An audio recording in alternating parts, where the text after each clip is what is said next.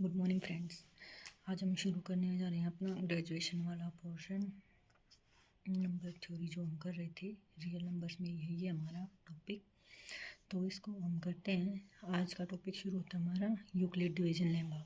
Euclid division lemma क्या होता है? जिसमें कि हम दो इंटीजर्स लेते हैं। क्या, एक बार इसकी डेफिनेशन बता देते हैं पहले, फिर इसको एक बार अच्छे से एक्सप्लेन करते हैं। It states that any two positive integer, कोई भी दो पॉजिटिव इंटीजर लेने ए और बी, उन दोनों के लिए यूनिक होल नंबर एग्जिस्ट करेगा क्यू और आर। और इसको किस प्रकार लिखा जा सकता है? A is equal to b q plus r. और ये क्यू और आर होल नंबर ही क्यों लिए? अब इसका रीज़न देख लो। जैसे हम ये सबको पता है, ये होता है डिविडेंड, ये होता है डिवाइज़र, ये होता है कोशेंट, और इसको सोल्व करके क्या आता है? रिमाइंडर। तो ये कोशेंट और रिमाइंडर, ये दोनों कभी भी नेगेटिव नहीं हो सकते। नॉट नेगेटिव, नेगेटिव नहीं हो सकते। तो पॉजिटिव नंबर कहाँ से शुरू होते हैं? ज़ीरो से। रेस्ट रिमाइंडर जीरो भी तो बच सकता है ना। तो 0 1 2 3 अप टू सोन, इधर वाली साइड कुछ भी बच सकते हैं, इन्फिनिटी तो बच नहीं सकता। ये हमेशा रिमाइंडर कितना आता है? हमेशा डिवाइज़र से कम आता है। ये इसके साथ लिखा भी हुआ है कि रिमाइंडर को हमेशा कितना आता है? डिवाइज़र से हमेशा कम आता है। या तो ज़ीरो के बराबर आता है रिमाइंडर, या फिर डिवाइज़र से कम आता है। मान लो हम कोई एग्जांपल ले लेते हैं। 375 को करना है 12 से डिवाइड, तो 12 3 जा 36, कितना 1 5, 12 1 जा 12, कितना बच गया? रिमाइंडर 3, जो कि 12 से हमेशा लेस होगा और हमेशा ये पॉजिटिव होगा। नेगेटिव कहाँ लेना होता है वो बता देंगे पहले, और फिर उसके बाद उसको पर चेंज तो हमेशा पॉजिटिव में ही करना होता है। रिमाइंडर कभी नेगेटिव नहीं लेते, ठीक है। अब इससे आगे कोई भी जो पॉजिटिव इंटीजर है जो 2 से डिवाइड होगा, वो हमेशा क्या रिमाइंडर देगा? बताओ। जैसे हमने ये लिखा है a is equal to b q plus r, तो इसी तरह जैसे जो भी हमारा डिविडेंड है उसको अगर हम 2 से डिवाइड करेंगे तो हमारे पास रिमाइंडर हमेशा क्या आएगा? वो हमेशा 2 से छोटा आएगा। या तो वो आएगा 0 या फिर आएगा 1, ठीक है। फिर उसको हम इस फॉर्म में लिखना है। मान लो इसको यूक्लिड डिवीजन लेमा की फॉर्म में लिखना है हमें। जो भी वैल्यू 2m से डिवाइड हो रही हो, 2 से डिवाइड हो रही हो, उसको कैसे लिखेंगे? a is equal to 2 into m, वो 2 का कोई ना कोई फैक्टर होगा, ठीक, जो पूरा पूरा डिवाइड होगा। प्लस में या तो 0 रिमाइंडर देगा, कंप्लीटली डिवाइड हो जाएगा, या फिर दूसरा क्या हो जाएगा? 1 रिमाइंडर दे देगा। तो इस फॉर्म में लिख सकते हैं। जो भी 2 के डिविजिबल होंगे उनको हम इस फॉर्म में लिख सकते हैं, या तो 2m की फॉर्म में या 2m प्लस 1 की फॉर्म में। इसी तरह when A positive integer is divided by 3, जो 3 से डिविजिबल होगा, तो उसका रिमाइंडर क्या क्या आ जाएगा? या तो 0 आ जाएगा, 3 से छोटा आना चाहिए ना, या तो 0 आ जाएगा, या 1 आ जाएगा, या 2 आ जाएगा। फिर उसको किस टाइप से लिख सकते हैं हम? या तो 3m की फॉर्म में होगा, या 3m प्लस 1 की फॉर्म में होगा, या 3m प्लस 2 की फॉर्म में होगा। इसी तरह होंगे ना। अब जो रिमाइंडर जो 3 से डिविजिबल थे उनको इस तरह लिख दिया, 2 से डिविजिबल थे उनको इस तरह लिख दिया। अब जो इंटीजर 4 से डिविजिबल हैं, डिविजिबल बाई 4, देन रिमाइंडर। अब रिमाइंडर यहाँ पे इस केस में क्या आ जाएगा? 4 से छोटा, तो कितना आ जाएगा? 0 1 2 और 3, ये रिमाइंडर आ जाएंगे। तो उसको कैसे लिख सकते हैं? 4m की फॉर्म में लिख सकते हैं।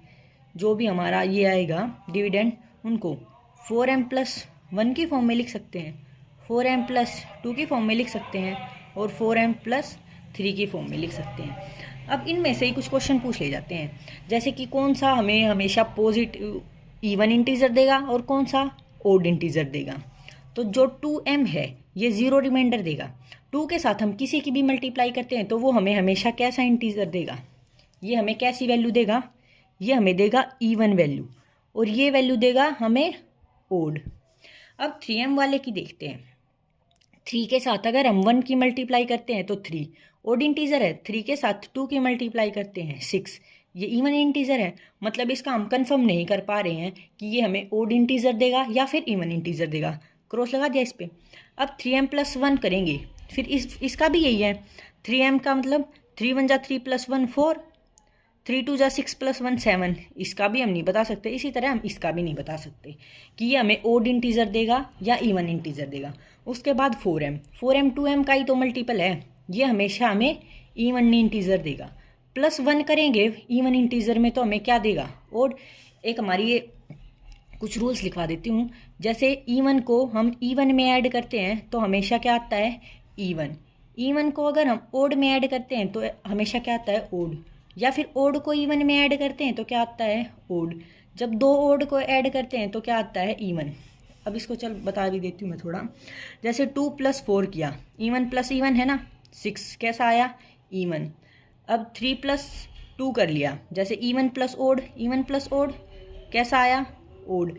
दो ओड को करके देख लो अब, 7 + 5 कितना आया, 12 कैसा है, इवन। तो इससे क्लियर हो गया होगा कि ये कैसा देगा हमें, 1 ऐड करने पे ओड। उसके बाद ये कैसा देगा, ये फिर से इवन, क्योंकि +2 ही तो ऐड हो रहा है ना। 2 को अगर हम कॉमन ले लेंगे तो 2 का मल्टीपल हो जाएगा ये। यहाँ पे क्या है, फिर से ओड इंटीजर ऐड हो रहा है, तो ये हमें कैसी वैल्यू दे देगा, ओड। अब इसी के बेस पे कुछ क्वेश्चंस आए हुए हैं हमारे जो प्रीवियस ईयर पेपर हैं उनमें। अब पहले उनको देख लेते हैं एक बार। Show that any positive integer is of the form of 3q, 3q + 1 और 3q + 2 for some integer q। किसी इंटीजर q के लिए इस टाइप से लिखे जाने वाले कौन से पॉजिटिव इंटीजर हैं। अब डिस्क्रिप्टिव पेपर है तो डिस्क्रिप्टिव में इसको कंप्लीट सोल्व करके दिखाना पड़ेगा हमें, ठीक है। तो इसके लिए हमें क्या लेना होता है, लिखना ही बता देती हूँ मैं कैसे क्या करना है इसका। वी नो दैट अगर हम n की वैल्यू 3 का मल्टीपल लें, 3 का मल्टीपल चाहिए ना हमें, 3q, 3q + 1 और 3q + 2, तो 3 का मल्टीपल ले लेते हैं, 3m मान लिया हमने, ठीक है। तो उसको हम कैसे लिख सकते हैं, अब इसके लिए भी 3 केस बनेंगे, ठीक है। केस 1, केस 2 और केस 3। एक जिसमें कि 0 रिमाइंडर है, n की वैल्यू कितनी ले ली, 3m रख देंगे, ठीक है। n = 3, q की जगह तो m रखना है 3। m को हम किसी में भी चेंज कर सकते हैं, अब हमें क्या करना है, n को इसमें दोबारा 3m लिख लें, 3m + 1 इसी फॉर्म में तो चेंज करना है ना। तो n की जगह हमें क्या करना है, m की जगह तो हम कोई भी वैल्यू कर सकते हैं ना। तो इसको कैसे लिख देंगे, 3q + 1। अब केस 3 क्या है, जब n की वैल्यू हम क्या ले लें, 3n + 2।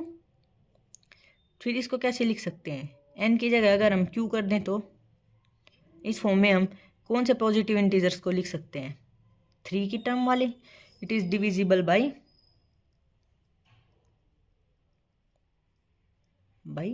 3, ठीक है। इसी टाइप से कुछ और क्वेश्चंस हैं, ये देख लेते हैं एक बार।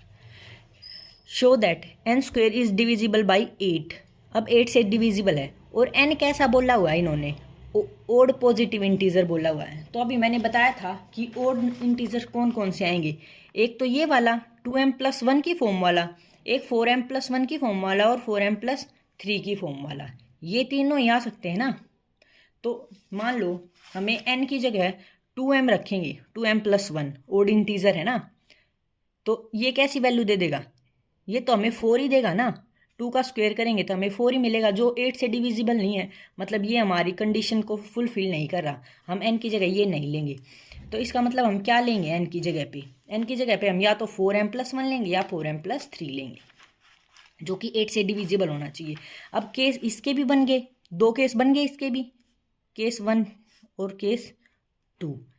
एक बार तो n की जगह पे क्या रखेंगे हम, 4m + 1, एक बार n की जगह पे क्या रखेंगे, 4m + 3, ठीक है।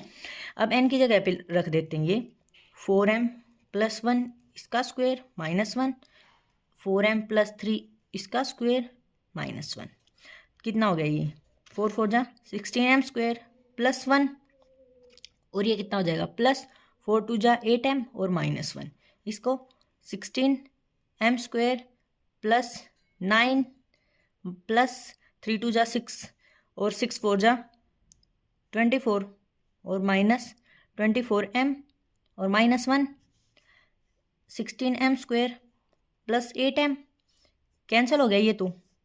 इसमें से अगर हम 8 कॉमन ले लें यहाँ दोनों में से, तो ये कितना बचेगा, प्लस 2m²। मतलब किसका मल्टीपल आ गया, 8 का। 8 का मल्टीपल है तो 8 से डिविजिबल हो जाएगा ये, so it is divisible by 8। अब यहाँ से देखेंगे, ये है 16m² प्लस 24m प्लस 8। अब इसको देख लो, इसमें से भी 8 बाहर ले लो, 8 बाहर ले लिया, ये बच गया 1 प्लस 2m² प्लस 3m। इसको कोई भी एक वैल्यू दे दो, क्यों, ये भी किसका मल्टीपल आ गया, 8 का multiple of 8, then it is divisible by 8। हो गया। ये पूरा थ्योरेटिकल केस दोनों बना के दिखाने पड़ेंगे। जब हम केस दोनों बना के दिखाएंगे तभी KVS में 4 मार्क्स का क्वेश्चन है, तो इस टाइप से करके दिखाना ही पड़ेगा। अब एक और क्वेश्चन है, use Euclid division lemma to show that cube देना है, इस बार क्यूब है, cube of any positive integer is either of the form of 9m, 9m plus 1 और 9m plus 8 for some integer m। अब 9m हमें cube करने पे 9m हमें कहाँ से मिल सकता है, जो हमने 3m वाली कंडीशन देखी थी, अगर हम इसका क्यूब करें तो ये 27 किसका मल्टीपल है, 9 का। तो हम इसको कैसे करेंगे, वी नो दैट, ये हमने पहले पढ़ रखा है ना 6th-7th क्लास में, तो हमें वहाँ तो ऐसे ही लिख के दिखाना पड़ेगा कि हमें पता है ये पहले से ही, ठीक है। वी नो दैट n की वैल्यू हम क्या रख सकते हैं, या तो 3m रखें, या 3m प्लस 1 रखें, या 3m प्लस 2 रखें। 3m प्लस 3 रख सकते हैं क्या, नहीं रख सकते। क्यों, क्योंकि रिमाइंडर हमेशा जो हमारा डिविजिबल है 3 उससे हमेशा लेस आएगा, मैंने पहले बताया है। तो ये वाली गलती मत करना, बच्चे कर देते हैं ये मिस्टेक कि 3m प्लस 3 कर दिया, ठीक है। तो ध्यान रखना ये कि जो भी हमारा रिमाइंडर है वो या तो 0 के बराबर आएगा, या हमेशा जो डिवाइज़र है उससे कम आएगा, ठीक है। अब इसके 3 केस बन गए, फिर केस 1, केस 2 और केस 3। अब इन्होंने बोला है n की जगह क्या लेना है, 3m, और हमें क्या करना है, cube of any positive integer, तो मतलब n का क्यूब करना है, तो 3m का क्यूब, n का क्यूब ये कितना आ गया, 27m³। हमें तो क्या चाहिए था, इसमें से 9 बाहर निकालना, हमें तो 9m की फॉर्म में चाहिए, तो 3m³। इस 3m³ को आप कुछ भी xyz मान लो, तो n³ किसके इक्वल आ गया, n³ is equal to 9x या m, या जो भी बोल रखा है क्वेश्चन में, जैसे m लिखा है यहाँ, तो हम m की फॉर्म में चेंज कर देंगे। तो इट इज़ डिविजिबल बाई 9, या इन दिस फॉर्म में हम लिख सकते हैं, कुछ भी लिख दो, डिविजिबल बाई 9 लिखने से भी वो अगला समझ जाएगा, ठीक है। अब n की वैल्यू दूसरी हमें क्या लेनी है, 3m प्लस 1। अब हम इसका क्यूब करेंगे, 3m प्लस 1 का क्यूब, ये 27 plus 1 plus 3 into 3m, 3m plus 1। Cube का फॉर्मूला होता है ना, a प्लस b का cube, a cube plus b cube plus 3ab plus a plus b, ठीक है। अब इसी को खोल डायरेक्टली ओपन किया है, ये 27m³ प्लस 1 प्लस 3 3 जा 9m into 3m plus 1, 27m³ plus 9m 3m plus 1 plus 1 को अलग से रख लेते हैं, इसमें से दोनों में से 9 को बाहर ले लिया, 3m³ plus m 3m plus 1 plus 1। ये किससे डिविजिबल है, इसकी जगह हम क्या रख सकते हैं, कोई भी value m plus 1। Now we can write any cube of positive integer in the form of 9m plus 1। अब केस 3 क्या था, केस 3 n की जगह क्या लेना है, 3m प्लस 2। अब इसका भी क्यूब कर दो, 3m प्लस 2 का क्यूब 27 m क्यूब प्लस 2 2 जा 4 2 जा 8 प्लस 3 और 3 2 जा 6m 3m प्लस 2। ठीक है, अब इसको 27 m cube plus 18m 3m plus 2 plus 8 को उधर रख लेते हैं। ठीक है, अब इसमें से 9 कॉमन ले लो फिर से, 3m cube plus 2m 3m plus 2 plus 8। अब इसकी जगह क्या रख सकते हैं हम, कोई भी अलग वैल्यू, 9m प्लस 8। फिर इसको फिर से लिख देंगे, now we can write any cube of positive integer in the form of 9m plus 8। अब इसके नीचे लिख देना hence proved। ठीक है, अब इसके बाद ये कुछ क्वेश्चंस थे जो मैंने बता दिए हैं। पहले हमने अब देखा था यूक्लिड डिवीजन लेमा। ठीक है, अब उसी के बेस पे एक थ्योरम है, या इसको थ्योरम बोल लो या फिर एल्गोरिथम बोल लो। ठीक है, if a and b are positive integer such that a is equal to b q plus r. अभी मैंने बताया था जब हमने लेमा लिखा था कि लेमा को किस फॉर्म में लिख सकते हैं, a is equal to b q plus r. तो उसमें अब उसका प्रूफ है यहाँ पे कि कैसे लिखा जाता है। ठीक है, then every common divisor of a और बी, जो ए और बी का जो GCD है, common divisor, greatest common divisor है, वही common divisor GCD of b और आर का भी सेम कॉमन डिवाइजर होगा। करके देख लेते हैं, कोई एग्जांपल ले लेते हैं, या फिर थ्योरम, पहले थ्योरम प्रूफ कर देते हैं। ठीक है, मान लिया हमने ए को हम कैसे लिख सकते हैं, C इंटू Q1 की फॉर्म में लिख सकते हैं। C मतलब कोई भी कॉमन मल्टीपल है Q1 की फॉर्म में। B को कैसे लिख सकते हैं, दोनों का कॉमन इंटीजर सेम है, दे रखा है कॉमन डिवाइजर A और B का सेम है C, और इसको कैसे लिख सकते हैं Q2। हमारे पास ये पहले से ही थ्योरम है, a is equal to b q plus r lemma. इस लेमा में हम ये दोनों वैल्यू पुट कर देंगे, c Q1 is equal to c Q2 प्लस आर।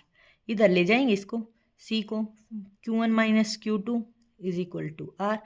अब ये इसकी जगह हम कोई भी और वैल्यू रख दें, c z रख देते हैं। ठीक है, c किसका मल्टीपल आ गया, c भी एक कॉमन फैक्टर आ गया ना, c is common factor of r also. A और बी का पहले से था, ए और बी का कॉमन फैक्टर सी था, और आर का भी आ गया, तो उससे हम क्या प्रूव कर सकते हैं, then it is a common factor of b and r. और इसका अपोजिट भी प्रूव कर सकते हैं, अपोजिट भी करेक्ट होता है, क्योंकि अगर जो कॉमन फैक्टर बी और आर का कॉमन है वो ए और बी का भी कॉमन होगा। ठीक है, तो वाइस वर्सा भी एग्जिस्ट करता है इस थ्योरम का। अब कोई भी एग्जांपल लेके देख लो, 572 ले लिया। ठीक है, इसको भी चल इसको 11 से डिवाइड कर लेते हैं। ठीक है, अब देखो एक बार, 11 5 जा 55, 2 कितना बच गया 2, 11 2 जा 22, 0। अब ये है ए क्या है, ए बी क्या है, ये क्यू क्या है, ये आर क्या है, ये आर है, ये क्यू है, ये बी है, ये ए है। ए की वैल्यू कितनी है 11, इसके फैक्टर क्या हुए 11 और 1। अब बी की वैल्यू क्या है 572, इसके फैक्टर क्या हुए 11, एक फैक्टर तो 11 आ गया, 11 से डिवाइड किया है, एक फैक्टर आ गया इसका 52। अब इसको भी कॉमन फॉर्म में लिखेंगे, 11 13 और 2 की पावर 2।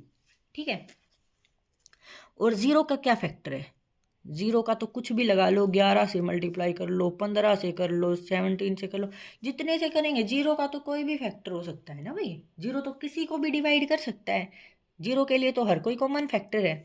तो इन तीनों में कॉमन फैक्टर क्या हुआ, ए का कॉमन फैक्टर क्या है 11, GCD GCD ऑफ ए और बी का GCD क्या है, इसमें और इसमें कॉमन क्या है, 11 सिर्फ। तो ए और बी का GCD क्या है, 11। और बी और सी का GCD क्या है, बी और आर का GCD, सॉरी, बी और आर का GCD क्या है, बी और आर का GCD भी हम 11 ले सकते हैं। 11 इसमें भी तो है, 11 आर में भी है।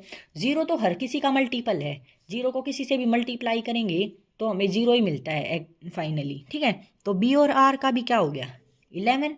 या फिर कोई ऐसा कुछ एग्जाम्पल भी ले सकते हो आप जिसमें रिमाइंडर 0 ना आए, तो उसमें ऐसा ही होगा कि बी और आर का सेम कॉमन फैक्टर होगा, ठीक है।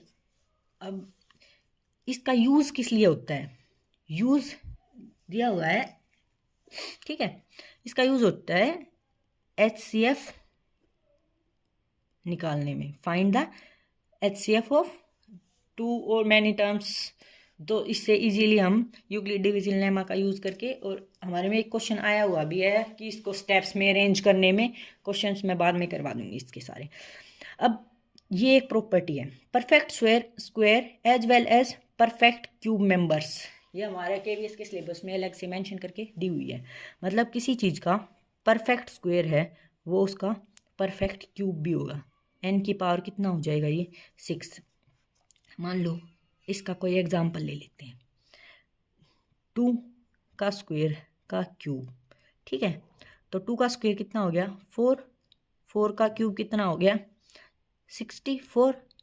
64 क्या है, 64 का पहले स्क्वायर कर देते हैं, ठीक है। पहले स्क्वायर, सॉरी, पहले 1/2 कर देंगे इसका, ठीक है। और फिर उसका 1/3 करेंगे, ठीक है। पहले इसका 1/2 करो, 1/2 किया तो कितना आ गया, 8। अब 8 का 1/3 करेंगे तो कितना आ जाएगा, वापस 2। तो किसी का स्क्वायर उसका क्यूब हो सकता है और किसी का क्यूब उसका स्क्वायर हो सकता है। तो perfect square as well as perfect cube numbers के बारे में हमारे में बताया गया है कि किस टाइप से होते हैं, ये इसका फॉर्मूला दिया हुआ है, ठीक है। अब एक क्वेश्चन है, if n square is perfect cube then n is, अगर n स्क्वायर, इन्होंने बोला n नहीं बोला इसने, अब इसने बोला n स्क्वायर है एक परफेक्ट क्यूब, मतलब n का स्क्वायर है, ये परफेक्ट क्यूब है, ठीक है। तो n क्या है, बताओ n क्या हुआ, n का जो स्क्वायर है, ये इसको n स्क्वायर को हम a मान ले, a कोई परफेक्ट क्यूब है, तो जो इसका स्क्वायर है n क्या है, n is a perfect cube. तो n भी तो परफेक्ट क्यूब हुआ ना, जब n स्क्वायर ये है, ठीक है। n स्क्वायर क्या है, परफेक्ट क्यूब है, इसकी जगह a रख दिया, ठीक है। अब इसकी पावर को हम रीअरेंज कर सकते हैं ना, 3 को अंदर ले आएंगे और 2 को बाहर ले जाएंगे, तो n क्या है, n अब परफेक्ट क्यूब हो गया, ठीक है। हमें तो 6 पावर ही तो करनी है ना। अब इससे आगे कुछ और क्वेश्चंस हैं, ये ट्रायंगुलर नंबर्स क्या होते हैं, हेक्सागोनल नंबर्स क्या होते हैं, इनके बारे में थोड़ा एक बार बता देते हैं। अब ट्रायंगुलर नंबर्स क्या होते हैं, ट्रायंगल के बारे में तो सबको पता ही है कि जिसकी 3 साइड्स एग्जिस्ट करती हैं, 3 साइड्स फॉर्म ए ट्रायंगल, ठीक है। सबसे कम 3 साइड वाली ट्रायंगल होती है, ठीक है। उसके मान लो, अब इसका ऐसे ही करके बताया हुआ है, एक पॉइंट से भी हमारी ट्रायंगल बनती है। ये ना तो पॉइंट बोल सकते ना इसको लाइन बोल सकते, इससे ट्रायंगल भी बनती है, इससे हेक्सागन भी बनता है, इससे पेंटागन भी बनता है। तो एक पॉइंट सब में कंसीडर ही होता है, ठीक है। 1 2 3। दूसरी ट्रायंगल और कहाँ पे बनेगी, यहाँ, यहाँ और यहाँ। कितने पॉइंट से बन गई है ये वाली ट्रायंगल जो बनी है, 1 2 3 4 5 6, ठीक। उसके बाद 1 2 3 4 5 6 7 8 9 10, ये क्या बन गई, ये भी एक परफेक्ट ट्रायंगल है। इसमें कितने यूज हुए, 10, इसमें 6, इसमें 3, इसमें 1। ऐसे ही हम बना सकते हैं और भी बहुत सारी ट्रायंगल। मान लो हमसे बोल दिया जाए कि ये 10 वाली ट्रायंगल है, इससे अगली ट्रायंगल बना के दिखाओ, तो हम कैसे बना के दिखाएंगे। तो इसके लिए एक फॉर्मूला दिया हुआ है, Tn is equal to n into n plus 1/2। मान ले ट्रायंगल 1 बनानी है, 1 इंटू 1 प्लस 1/2, T1, T2 करनी है तो 2 इंटू 2 इंटू 3 तो 3 की हो जाएगी। T5 बनानी मान ले, ठीक है, ये बोल दे ये तो T1 है, ये T2, ये T2, हमें T9 बोल दे डायरेक्ट कि T9 बना के दिखाओ भैया आप। तो 9 इंटू 10/2 5, तो कितने पॉइंट्स यूज़ होंगे उसमें, इसमें 10 यूज़ हुए थे, वैसे ही 9 5 जा 45, उसमें 45 पॉइंट यूज हो जाएंगे। और एक चीज़ देखो, यहाँ से यहाँ तक डिफरेंस 2, इन दोनों का 3 4, क्या बना रही है ये, इनका डिफरेंस क्या बना रहा है, एपी फॉर्म कर रहा है। तो इस टाइप से भी आप निकाल सकते हैं, एपी फॉर्म करके भी आप ट्रायंगल फाइंड आउट कर सकते हैं। वैसे डायरेक्ट फॉर्मूला दिया हुआ है, अगर किसी को फिर भी ध्यान नहीं रहे तो ऐसे एपी फॉर्म करके भी हम बता सकते हैं कि कितनी ट्रायंगल कितने पॉइंट्स के बाद बनेगी, ठीक है। अब हेक्सागोनल नंबर, हेक्सागोनल नंबर पहला तो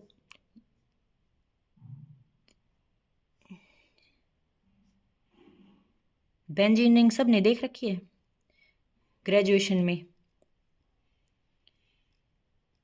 हम तब तो इसको ऐसे बना देते थे, बस बन गई ये बेंजीन रिंग। बस इसके अंदर ये सर्कल नहीं होगा, ये हमारी है हेक्सागन, ठीक है, हेक्सागन की शेप, बेंजीन रिंग टाइप बोल देते हैं, ठीक है इसको। इसमें कितने पॉइंट्स यूज हुए हैं, 1 2 3 4 5 6।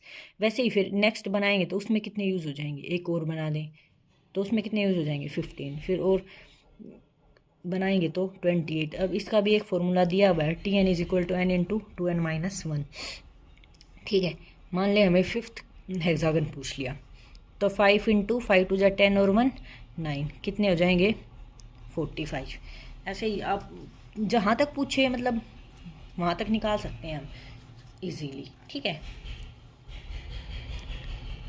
एक और बना के दिखा देती हूँ मैं, ठीक है, 4 5 6, ये तो दिए हुए हैं, 1 2 3 4 5 6 7 8।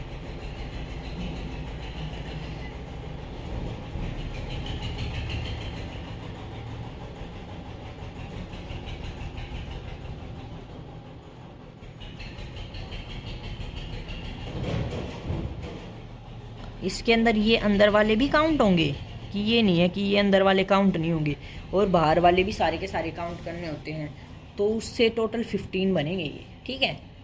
एक बाहर वाली काउंट नहीं करनी होती इसमें, जैसे इसके अंदर भी तो ये बने तो थे, ये वाली बाहर वाली शो तो बाहर वाली की है ना हमने, पर पॉइंट्स तो अंदर वाले भी काउंट किए ना, जैसे कि 1 2 3 4 5 6 7 8 9 10।